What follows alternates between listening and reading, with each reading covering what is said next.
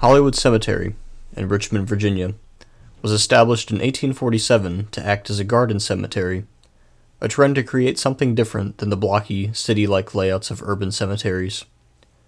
Much consideration was given to the natural landscape by designer John Notman. As many of the original trees still stand tall above the grounds, today the 153-acre cemetery has been officially registered as an arboretum. Quite a few notable figures are buried here, including United States Presidents John Tyler and James Monroe, Confederate States President Jefferson Davis, Confederate Generals Fitzhugh Lee and Jeb Stuart, as well as many other notable Virginians, including governors, authors, and figures influential to the history of Richmond and Virginia alike. Due to the high volume of historical burials here, as well as the garden-style layout, much thought has been given to the overall design and placement of buildings and burial lots. While there are individual military burials scattered throughout the cemetery, the greatest concentration of them is on the furthest right side, lots specifically dedicated to the fallen Confederates of the American Civil War. Here you will not find veteran deaths, but these graves are to those who were killed or wounded in action before the war's conclusion. Another much smaller lot is located on the south side of the cemetery, in a section dedicated to Confederate officers, although there are many of the enlisted ranks there as well.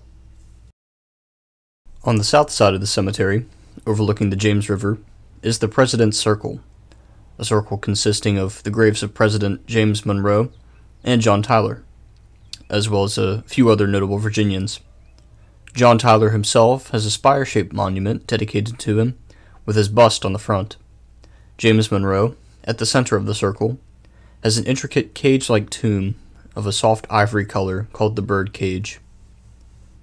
At the top left of the cemetery is Jefferson Circle. At the center resides the crypt of Jefferson Davis, President of the Confederacy. In addition, there are also numerous mausoleums to be found next to each other in central areas, holding the remains of family members and single persons alike.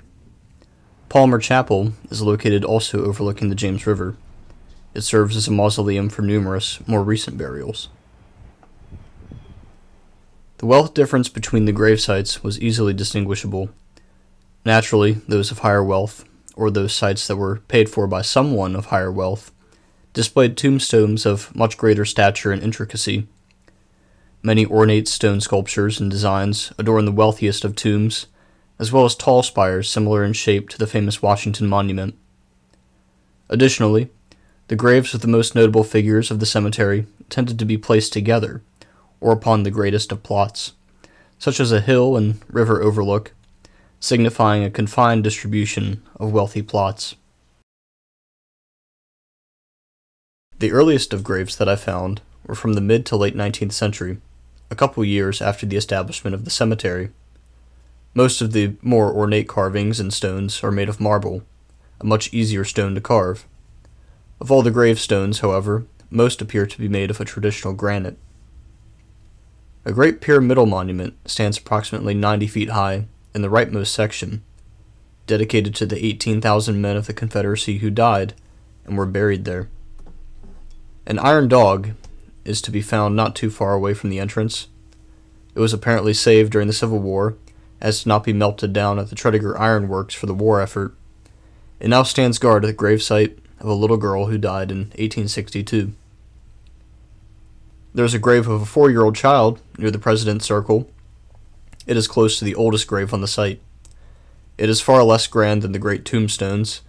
It even is quite small for an average tombstone, likely a symbol for the innocence and immaturity of the child. Overall, I found Hollywood Cemetery to be a beautifully melancholy experience. The foliage complemented the layout nicely as a Gothic 19th-century garden cemetery. As I walked and hiked, for at times it was very hilly, past the many markers, tombstones, monuments, and mausoleums, I could not help but glimpse into the past, seeing mourning sons and grieving parents of decades and centuries past. I was most struck by the thousands of graves of fallen Confederate soldiers, many not much older than 20. I wondered what their lives were like before the war, what their motivations were, who was waiting for them back home. Thank you for taking your time to watch and listen to my thoughts on my experience wandering through Hollywood Cemetery in Richmond, Virginia.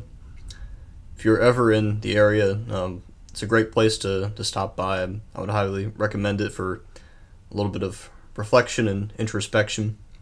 If you would like to know more about the cemetery itself, much of the information I retrieved was from the official website at hollywoodcemetery.org. Thank you. God bless.